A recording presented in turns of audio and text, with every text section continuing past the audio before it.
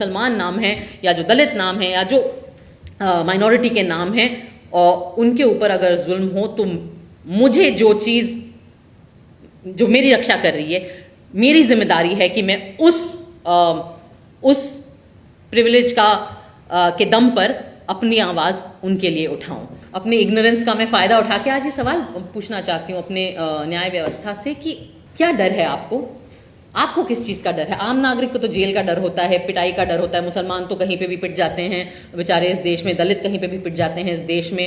इस बुढ़ापे में क्या डर है अब आपको? अब क्या लालच है आपके अंदर? क्या चाहिए आपको?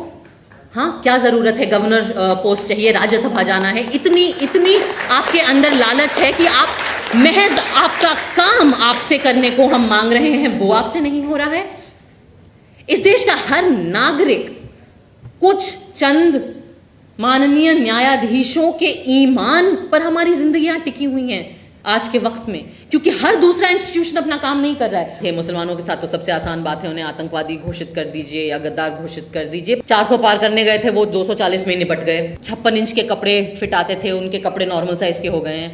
ऐसा लगता है कि हमारी न्याय व्यवस्था भूल गई है कि कितने सालों से ये लोग जेल में बिना बेल के, बिना ट्रायल शुरू हुए पड़े ही हुए हैं। तो मैं आज इस मंच के माध्यम से हमारी न्याय व्यवस्था को याद दिलाना चाहती हूँ कि 4 साल कितना लंबा वक्त होता है।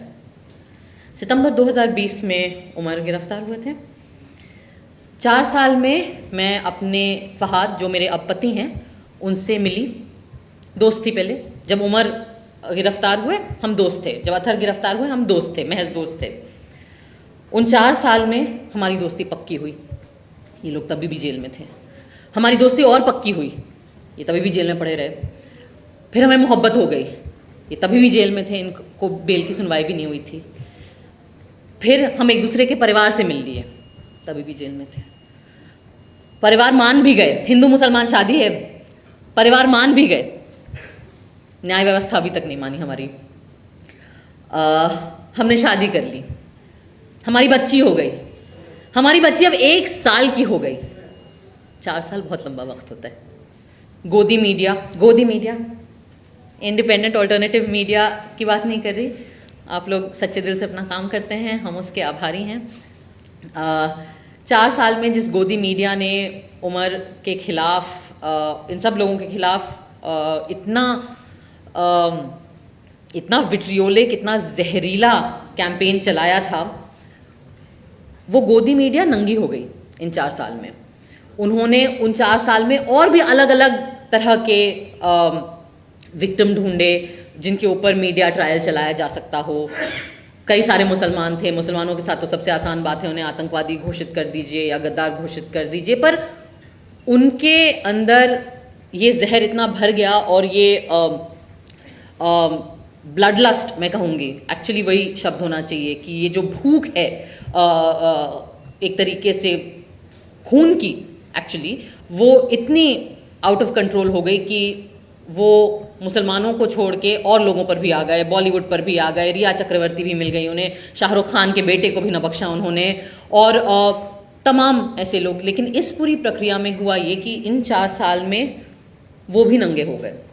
आज की तारीख में आप लोगों के वीडियो और पॉडकास्ट फिर भी लोग देख लेते हैं, लेकिन आम जनता भी अब जब अर्नब गोस्वामी या उनके ट्रू कॉपी वर्जन हैं और उसके जितने गरीब वर्जन हैं उनको सुनती है, वो भी जानती है कि ये झूठ फैला रहे हैं।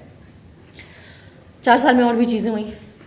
जिन लोगों को 56 इंच के कपड़े फिट आते थे, उनके कपड़े नॉर्मल साइज़ के हो गए हैं।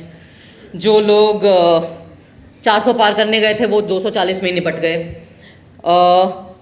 4 साल में हमारे न्याय व्यवस्था के जो माननीय न्यायाधीश हैं, उन्होंने भी कई जगह जाके न्याय की परिभाषा पर कई भाषण और एलोक्यूशन कंपटीशन और रिसाइटल दिए, अलग अलग कॉलेजेस में, अलग अलग विश्वविद्यालय में, दुनिया के अलग अलग देशों में भी। 4 साल में इस देश का एक कन्विक्टेड, मैं नहीं कह रही हूँ, हमारी न्याय व्यवस्था ने जिसको कन्विक्ट किया है रेप का, वो इंसान राम रहीम, वो भी 4 साल में 10 बार बेल और परोल पा गया।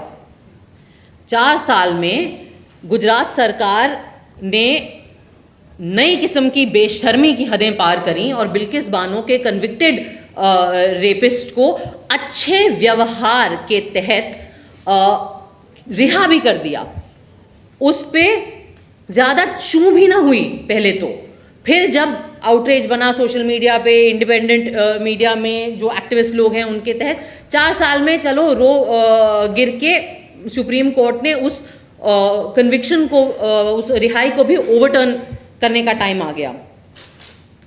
लेकिन 4 साल में हमारी न्याय व्यवस्था को इतना वक्त नहीं मिला कि जिन लोगों को, और खास करके वो चुनिंदा लोग, मैं उस पर भी आना चाहूंगी कि जिन लोगों को झूठे इल्जामात तहत, और जो सबको पता है क्योंकि वीडियो एविडेंस है, आज की डेट में अलग अलग मीडिया पे काफी सारा एविडेंस है, झूठे इल्जामात के तहत गिरफ्तार किया गया, उनके खिलाफ, कई लोगों के खिलाफ ट्रायल भी उन्होंने शुरू करने का वक्त उन्हें नहीं मिला। आज जो मेरी बातें हैं मैं वो हमारे देश की न्याय व्यवस्था से इसीलिए करना चाहती हूँ क्योंकि इस रूम में जो लोग हैं वो तो आधे लोग तो परिवार वाले हैं, वो खुद पीड़ित हैं इस नाइंसाफ़ी के, बाकी लोग जो एक्टिविस्ट हैं उन बेचारों की तो जिंदगियां गुजर गई आवाज़ उठाते उठाते। पर मैं आज ये सवाल जो है और ये बातचीत एक दूसरे से नहीं, मैं आप लोगों के माध्यम से ये बातचीत हमारी न्याय व्यवस्था से करना चाहती हूँ। हमारे देश में इक्वालिटी बिफोर द लॉ ऐसा माना गया है कि हमारा संविधान हमें ये हक देता है कि इस देश में